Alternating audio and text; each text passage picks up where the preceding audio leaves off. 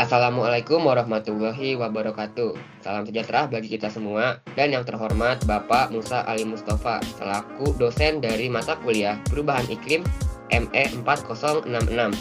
Pertama-tama izinkan kami untuk memaparkan hasil dari diskusi kami ujian akhir semester dampak cuaca ekstrim disusun oleh kelompok 1. Pertama-tama perkenalkan, saya Ilham Zaki Hermanto, NIM 122222005, ditemani oleh teman saya Putu Ardiana 123222022. Dan saya Giasinta Anggita 130-22078. Nah, kira-kira daftar isi kali ini apa aja nih? Nah, yang pertama ada latar belakang, dilanjutkan oleh tujuan, berikutnya penyebab perubahan iklim, dampak perubahan iklim, lalu langkah preventif dan juga penanggulangannya, serta manfaat. Lanjut. Mungkin akan dijelaskan oleh teman saya. Nah, jadi sebelum kita masuk ke diskusi utamanya, mungkin kita perlu tahu dulu latar belakang dan tujuan mengapa kita perlu menganalisis soal permasalahan dampak dari cuaca ekstrim. Nah, mulai dari latar belakangnya, di sini aku mendapatkan info bahwa dari Goodstat bahwa pada tahun 2024 sudah terjadi lebih dari 700 kasus banjir di Indonesia disertai 205 kejadian cuaca ekstrim lainnya, seperti angin kencang dan hujan lebat. Nah, ternyata BMKG mencatat peningkatan signifikan kejadian cuaca ekstrim dari 200 kasus pada Juli menjadi 300 kasus pada September. Beberapa kejadiannya adalah kekeringan di NTT, banjir di berbagai daerah Indonesia, badai di Jawa Barat, dan juga gelombang panas di Sumatera Selatan. Bahkan sepertinya di kehidupan kita juga terasa. Secara cuaca Bandung yang siangnya bisa panas banget, tapi sorenya bisa tiba-tiba hujan, dan cuacanya juga jadi dingin. Nah, karena itu penting untuk segera meningkatkan upaya supaya kita bisa menanggulangi resiko dan dampak dari cuaca ekstrim ini. Nah, selanjutnya kita juga jadi tahu tujuan mengapa kita perlu tahu dampak dari cuaca ekstrim. Yaitu yang pertama, mengidentifikasi faktor-faktor yang menyebabkan terjadinya cuaca ekstrim.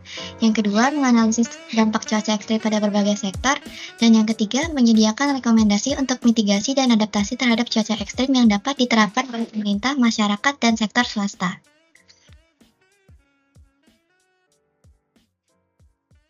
Oke. Berikutnya aku bakal menjelaskan mengenai faktor apa saja sih penyebab dari cuaca ekstrim tersebut. Nah, sebenarnya faktornya ini ada banyak, cuman aku bakal meng-highlight 4 faktor utama penyebab dari cuaca ekstrim. Yang pertama itu adalah meningkatnya gas rumah kaca, yang kedua adalah siklus iklim alami seperti El Nino dan La Nina, yang ketiga adalah faktor geografis, dan yang terakhir adalah meningkatnya temperatur air laut. Nah, berikutnya dampak apa saja sih dari cuaca ekstrim ini?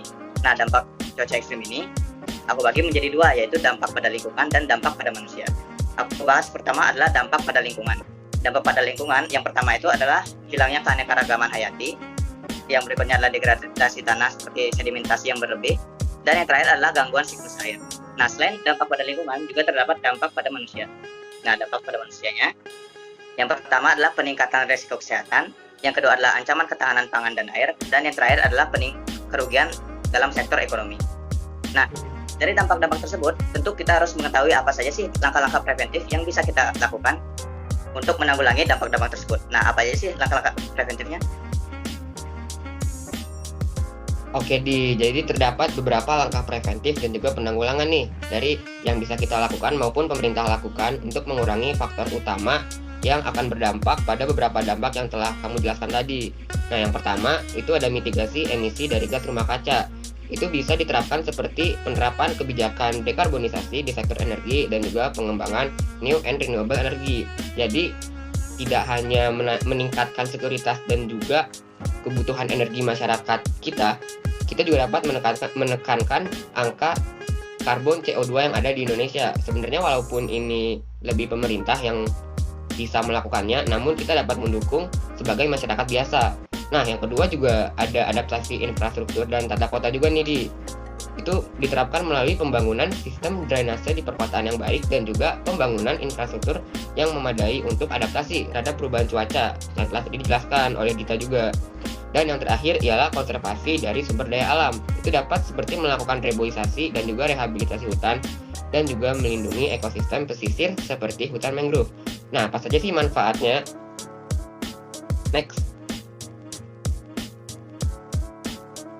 Nah, sebenarnya manfaatnya itu tadi bisa mengurangi hal-hal yang mungkin udah dijelaskan sama kamu tadi dan juga oleh Dita. Itu apa aja? Spesifiknya seperti mengurangi kerugian dari bencana alam. Mungkin yang tadi sudah dijelaskan oleh Dita seperti ada beberapa kejadian di Bandung, di Sumatera Selatan, dan juga di Jawa Barat. Seperti dampak keringan dan juga mencegah banjir hingga longsor. Next. Nah, salah satu yang paling penting ialah menjaga kesehatan dari masyarakat. Jika dispesifikan lagi itu seperti bisa mengurangi resiko penyakit-penyakit seperti malaria dan maupun demam berdarah karena mengurangi intensitas air dan kelembapan yang ada di bumi. Lalu, bisa juga meningkatkan kesadaran dari masyarakat terhadap gelombang panas sehingga hal-hal yang tidak diinginkan bisa dihindari oleh masyarakat untuk melakukan langkah preventifnya sehingga korban jiwa yang berjatuhan dapat diminimalisir. Next. Nah, yang terakhir juga yang paling penting, gak kalah penting, ialah mendukung dari roda perekonomian.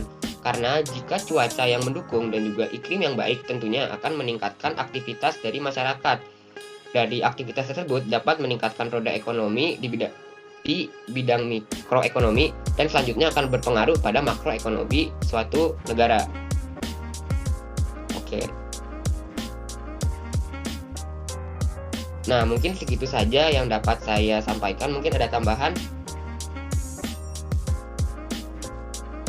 Oke, karena sudah segitu saja hasil diskusi yang dapat kita paparkan. Sekali lagi kami ucapkan kepada Bapak Musa Ali Mustafa terima kasih atas waktunya. Dan terima kasih, saya Irham Zaki Hermanto. Saya Putu Ardiana. Dan saya Yasinta Anggita. Kami pamit undur diri. Terima kasih. Assalamualaikum warahmatullahi wabarakatuh.